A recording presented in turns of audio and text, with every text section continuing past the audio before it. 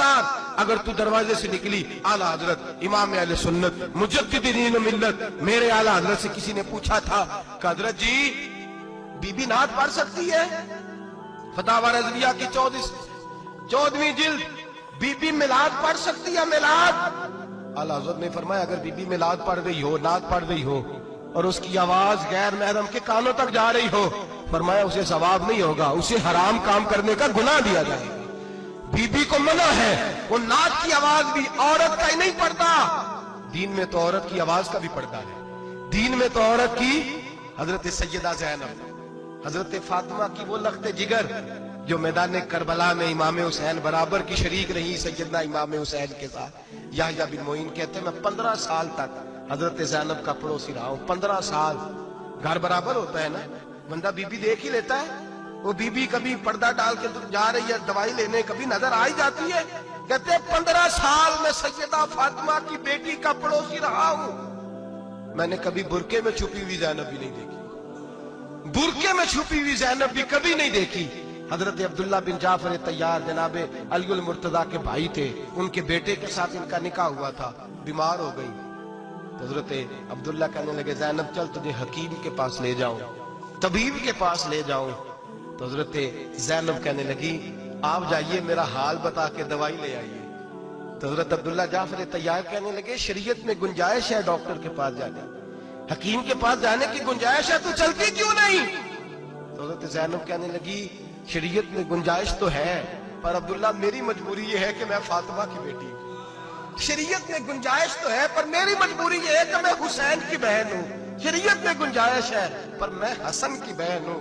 शरीयत में बड़ी गुंजाइश है पर लोग मुझे मोहम्मद अरबी की नवासी कहते हैं। गुंजाइश तो है पर मैं नहीं ना निकल सकती, इसलिए कि जितना कोई अपने आप को दीन के करीब जानता है उतना उसके पैरों में शरीयत की जंजीरें ज्यादा होती हैं। तो जनाब सैयदना अब्दुल्ला कहने लगे अगर तू पर्दा कर गई, अगर तू चली गई, तो फरमाने लगे ये तो अल्लाह की मशीयत है, तू दवाई ला दे ताकि मैं खा लूं, और अगर मैं चली गई तो मैं अपनी माँ से जाके कहूंगी कि अम्मा सारी तकलीफें मैंने छाती पे बर्दाश्त की हैं पर मैंने तेरे पर्दे पर आंच नहीं आने दी।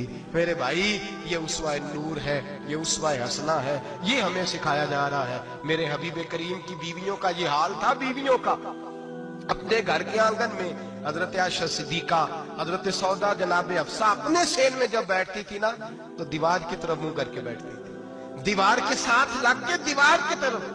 बीबियां अपने घर के अंदर भी दीवार की जानिब मुंह करके बैठती थी।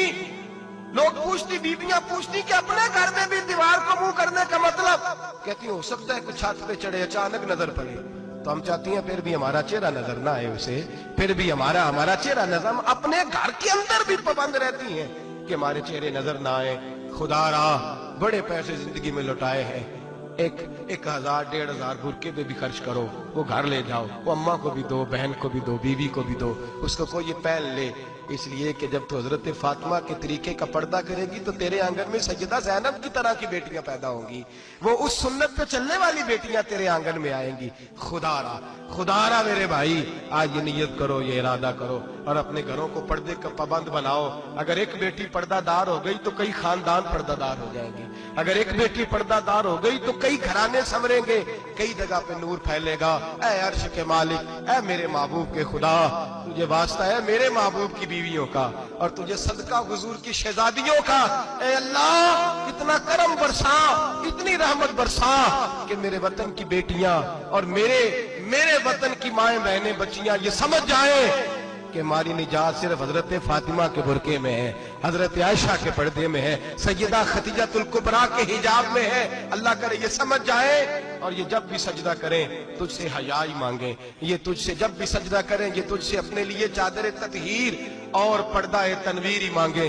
अल्लाह करे मुझ बेअमल की मुंह से निकले हुए लफ्ज किसी के दिल में तासीर बन के उतरे और फिर दुनिया के अंदर ये रिवाज आम हो कि हर कोई पर्दा करे, हर कोई बापर्दा हो जाए। ऐ अल्लाह तू तासीर नाजिल फरमा, ऐ अल्लाह तू अमल की दौलत नाजिल फरमा, ऐ अल्लाह हमारी बेटियों को इज्जत की चादर अता फरमा।